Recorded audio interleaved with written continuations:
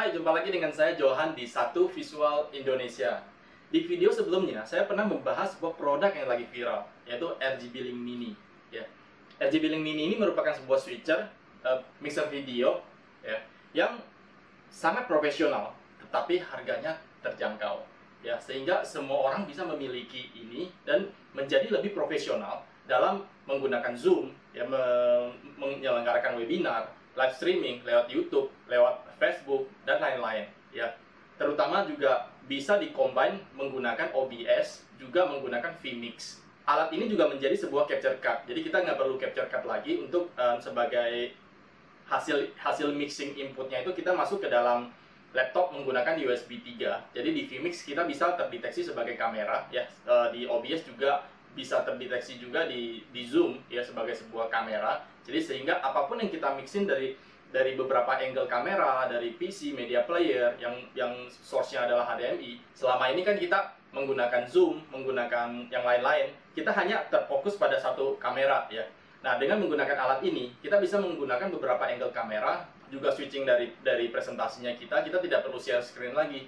Tinggal kita mainkan di transisinya, ya. Jadi alat ini memiliki 15 transisi yang kita bisa pakai, ya, baik cut, fade, dan lain-lain yang saya sudah show di video saya yang sebelumnya. Ya, kalau bagi kalian yang belum nonton, nanti saya kasih link di atas untuk kalian bisa nonton kembali review saya untuk RGB Link Mini ini, ya.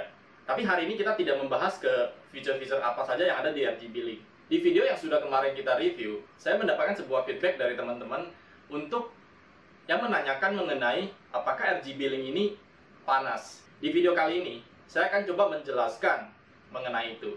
Pertama, dari sisi bagaimana kita mereview sebuah produk itu apakah panas dan enggak, ya. Kita harus melihat dari sisi yang berbeda, ya. Kita comparison-nya itu harus apple to apple. Ada beberapa yang mungkin ada produk-produk yang lain, kita tidak perlu sebut apa, ya, mereknya. Ada beberapa mixer yang di dalamnya itu memiliki fan. Perangkat yang menggunakan fan itu ada plus minusnya, ya. Plusnya ya jadi produknya ya lebih nggak panas, ya, pertama. Yang kedua adalah dengan menggunakan fan itu mengeluarkan noise, ya, suara, ya. Sehingga pas kita lagi melakukan live streaming, kadang-kadang noise tersebut sangat mengganggu dalam kita mengambil suara, karena noise tersebut akan ikut masuk ke dalam rekaman kita itu, ya. Tetapi yang punya RGB Link, ya, dia tidak menggunakan fan, tapi dia menggunakan heatsink, ya.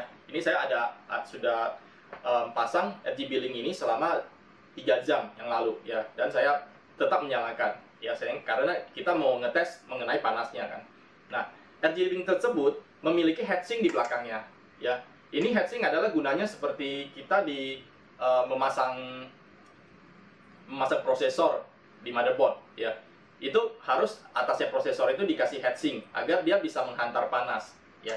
Jadi cara kita mengetes apakah produk ini panas bukan dengan menyentuh heatsink, ya.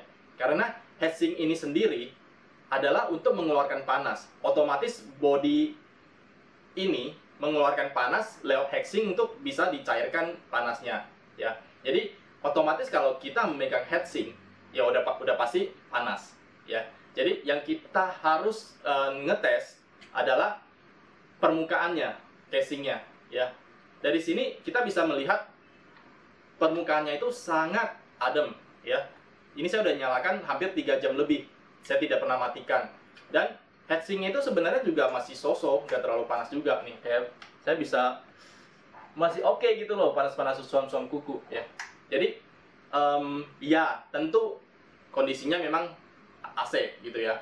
Ya, tapi bagaimana kita mengetes sesuatu untuk menjadi sebuah acuan, ya.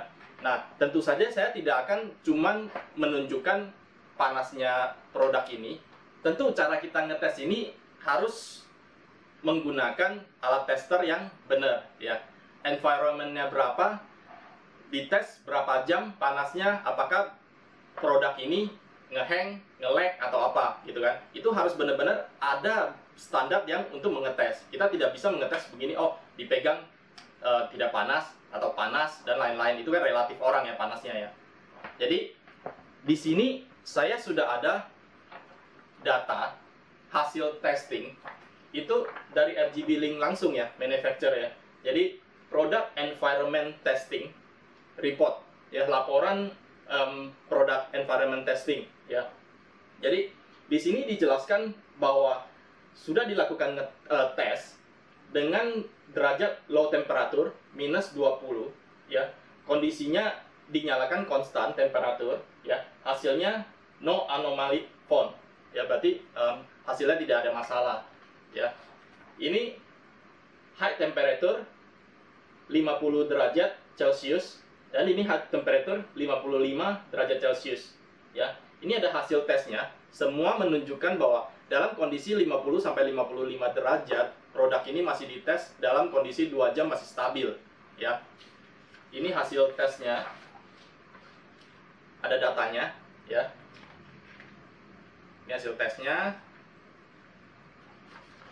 Nanti dokumen ini saya akan taruh di link video deskripsi di bawah ini ya. Jadi teman-teman bisa melihat hasil tesnya tersebut ya. Demikian video ini saya buat agar bisa mengedukasi kita semua mengenai produk RGB Link ini ya. Terima kasih bagi kalian yang sudah tertarik untuk memiliki RGB Link ini.